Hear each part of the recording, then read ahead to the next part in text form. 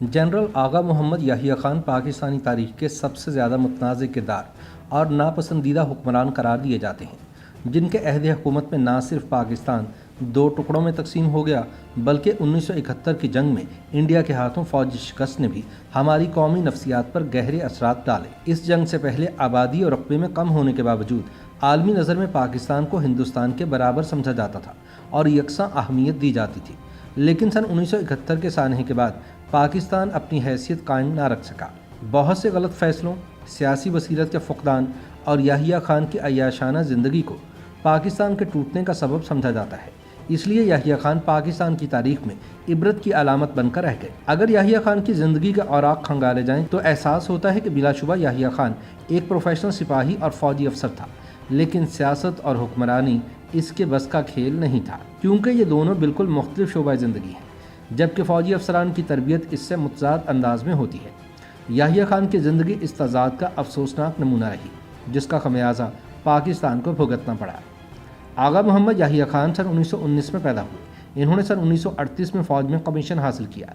कई महाज़ों पर खिदमत सर अंजाम देने के बाद इन्होंने दूसरी जंग अज़ीम में भी हिस्सा लिया। क़याम पाकिस्तान से 2 साल कबल इन्हें स्टाफ कॉलेज कोयटा में कोर्स के लिए मुंतखब किया गया, जो इनके अहल और बहुत अच्छे प्रोफेशनल सोल्जर होने का सबूत था, क्योंकि स्टाफ कॉलेज कोर्स के लिए आमतौर पर उन्हीं अफसरान को चुना जाता था जिन्हें तरक्की के काबिल समझा जाता था। फिर वो इसी स्टाफ कॉलेज में इंस्ट्रक्टर लगा दिए गए और यूं इनके फौजी जौहर पर मोहर तस्दीक लग गई। क़याम पाकिस्तान के वक्त वो स्टाफ कॉलेज में वाहिद मुसलमान इंस्ट्रक्टर थे।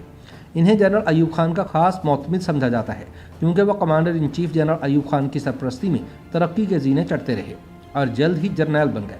बल्कि शाहिद जावेद बरकी तो अपनी किताब में लिखते हैं कि जनरल याहिया खान ने सन 1958 में मार्शल लॉ लगाने और इक़्तिदार संभालने में जनरल अयूब खान की बहुत मदद की।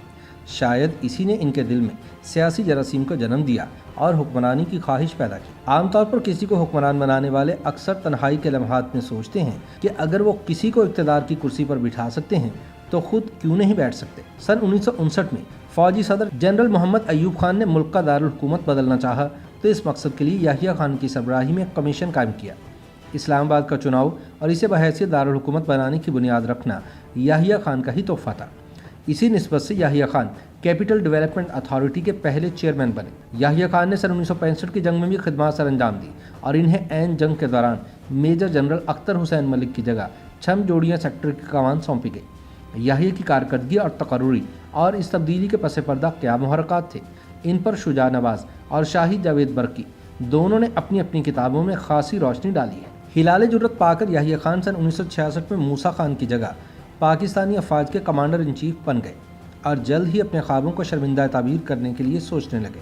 सन 1965 की जंग और मुआहिदा ताशकंद ने अयूब खान के आमराना अंदाज़ हुकूमत पर इस कदर चोटें लगाई कि इसके इक़्तिदार की बुनियादें कमज़ोर हो गई और सारे मुल्क में नौजवान तलबा और वकला सड़कों पर एहतजाज करने लगे। थोड़े ही अरसे में हालात इस कदर ख़राब हो गए और हुकूमत पर इतना दबाव बढ़ा कि सियासी जमातें अपनी तमाम तर क़ुव्वत के साथ सड़कों पर निकल आईं और अयूब खान को शेख मुजीबुर रहमान समेत सारे सियासी कैदियों को रिहा करके गोल में कॉन्फ्रेंस करना पड़ी। इसी दौरान लाकानूनियत के साए तेज़ी से फैल रहे थे, घेराव जलाव के नारे लग रहे थे और मौलाना भशानी जैसे लीडर्स अपने बयानात के ज़रिए लोगों को भड़काकर जलती पर तेल डाल रहे थे। कॉन्फ्रेंस नाकाम हो गई और मुल्क तशद्दुद की लपेट में आ गया। तारीखी शवाहिद बताते हैं कि इस सूरत हाल के पस पर्दा commander in chief general Mohammad Yahya Khan का हाथ था, जिसने लाकानूनियत पर काबू पाने की बजाय इसकी हौसला अफजाई की ताकि बीमार अयूब खान को इक़्तिदार से निकाल कर सदारत की कुर्सी पर कब्जा किया जाए। साजिश कामयाब हुई, अयूब खान के आसाब जवाब दे गए और इसने याहिया खान की मर्ज़ी के मुताबिक इक़्तिदार इसके हवाले कर दिया। हालांकि अयूब खान के बनाए हुए दस्तूर के मुताबिक इक़्तिदार स्पीकर कौमी असम्बली को मुंतकिल होना चाहिए था, लेकिन याहिया खान ने मुल्की सूरत हाल उस नहज पर पहुँचा दी कि अयूब खान के पास दस्तूर को मनसूख करने और इक़्तिदार फ़ौज के हवाले करने के सिवा और कोई चाराकार ही न रहा।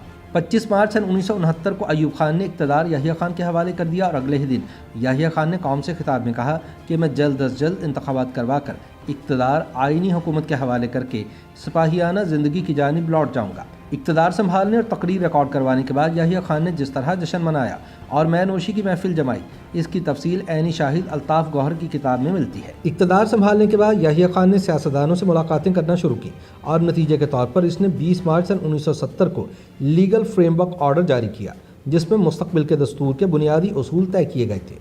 LFO کے مطابق یحییٰ خان نے 1 یونٹ توڑ کر مغربی پاکستان کے 4 صوبے بحال کر دیے۔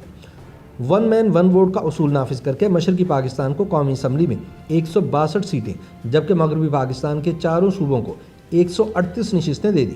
مورخین اور تجزیہ کار یہ لکھنے میں حق بجانب ہے کہ دراصل یحییٰ خان نے LFO کے ذریعے شیخ مجیب الرحمان کو خوش کرنے کی کوشش میں مشرقی پاکستان کی علیحدگی کی بنیاد رکھی۔ پہلی ہمالیہ غلطی ایوب خان نے کی جس نے قوم کا متفقہ طور پر منظور کردہ 1956 کا آئین منسوخ کیا تھا، جس کے بعد دونوں صوبوں کے لیے متفقہ دستور بنانے کے امکانات ختم ہو گئے۔ دوسری غلطی یحییٰ خان نے کر کے اپنی سیاسی بصیرت کے فقدان کا ثبوت دے دیا اور یہ ثابت کر دیا کہ وہ سیاسی پیچیدگیوں اور آئینی مسائل کا ادراک نہیں رکھتے، کیونکہ دونوں صوبوں کے درمیان برابری یا پیرٹی کا اصول طے شدہ تھا، جس کا پینڈورا باکس کھولنا ایک فاش غلطی تھی۔ آئین کیسا بنے گا اس کا فیصلہ الیکشنز کے بعد معرض وجود میں آنے والی قومی اسمبلی نے کرنا تھا، اس لیے بنیادی فیصلے بھی اسی اسمبلی پر چھوڑ دینے چاہیے تھے۔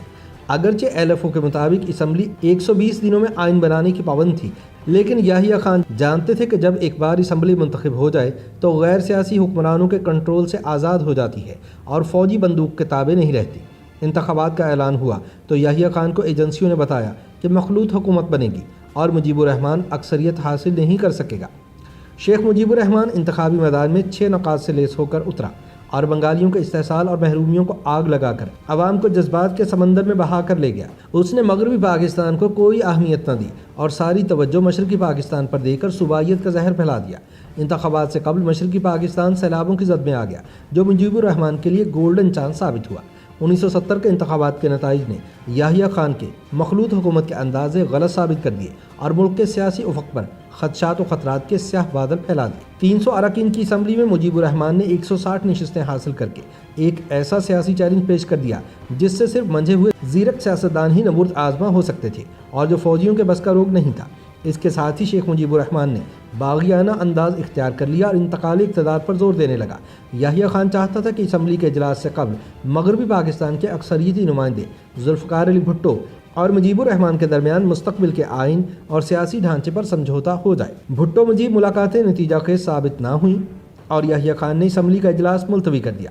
اس سے مشرقی پاکستان میں غم و غصے اور احتجاج کی آگ پھیل گئی اور مغربی پاکستانیوں اور فوجیوں پر حملے ہونے لگے۔ یحییٰ خان نے سیاسی فیصلے کو سیاست سے حل کرنے کی بجائے فوجی طریقہ استعمال کیا اور آرمی ایکشن کا حکم دے دیا۔ تاریخ کا فیصلہ ہے کہ دراصل مارچ سن 1971 کے آرمی ایکشن نے ہی پاکستان توڑ دیا تھا، باقی ساری رسمی کارروائی تھی۔ آرمی ایکشن کے نتیجے کے طور پر مجیب الرحمان گرفتار ہو گیا، عوامی لیگ کی قیادت ہندوستان جا کر پناہ گزین ہو گئی اور ان گنت لوگ مارے گئے اور ساتھ ہی کچھ فوجی چھاونیوں میں بھی بغاوت ہو گئی۔ یہ ہندوستان کے لیے ایک تاریخی اور سنہرا موقع تھا جس کا اسے ہمیشہ سے انتظار تھا۔ چنانچہ ہندوستانی حکومت کے زیر سایہ عوامی لیگ کے لیڈروں نے کلکتہ میں جلا وطن بنگلہ دیشی حکومت قائم کر لی اور وہ آرمی ایکشن کے دوران قتل و غارت کو مبالغہ آمیز انداز سے عالمی سطح پر پیش کر کے دنیا کی ہمدردیاں جیتنے میں کامیاب ہو گئے۔ یحییٰ خان اس چیلنج کا جواب نہ دے سکا کیونکہ عالمی رائے عامہ فوجی اقدام کے خلاف اور منتخب لیڈروں کے حق میں تھی۔ اس دوران ہندوستانی فوج نے بنگالی نوجوانوں کو فوجی تربیت دے کر مکتی باہنی ترتیب دی اور پاک فوج کے خلاف گوریلا کارروائیوں کا آغاز کر دیا۔ چین اور دوسرے دوست ممالک کے سیاسی حل کے مشورے یحییٰ خان کی رہنمائی نہ کر سکے، حتیٰ کہ نومبر سن 1971 میں ہندوستانی فوج نے مکتی باہنی کی آڑ میں مشرقی پاکستان پر حملہ کر دیا اور 16 دسمبر سن 1971 کو پاکستانی افواج نے ہتھیار ڈال دیے۔ 20 دسمبر کو فوجی افسروں کے احتجاج نے یحییٰ خان کو انتقالی اقتدار پر مجبور کر دیا۔ 1972 میں یحییٰ خان کو نظر بند کر دیا گیا اور اسی نظر بندی میں 9 اگست سن 1980 کو یوم آزادی سے 4 دن قبل یحییٰ خان کا انتقال ہوا۔ ظلم عظیم یہ ہوا کہ یحییٰ خان کو اسی پاکستانی پرچم میں لپیٹ کر مکمل فوجی اعزاز کے ساتھ دفنایا گیا جس کے اس نے 2 ٹکڑے کر دیے تھے۔ YouTube پر گوگلی نیوز دیکھنے کے لیے youtube.com کی سرچ بار میں گوگلی نیوز TV ٹائپ کریں۔ گوگلی نیوز کے پیج پر سرخ رنگ کے سبسکرپشن والے بٹن پر کلک کرنا نہ بھولیے۔ YouTube پیج پر اپلوڈ ہونے والی ویڈیوز سے باخبر رہنے کے لیے بیل آئیکن پر کلک کیجیے۔ آپ کو ہر نئی ویڈیو کے بارے میں نوٹیفیکیشن موصول ہو جائے گا۔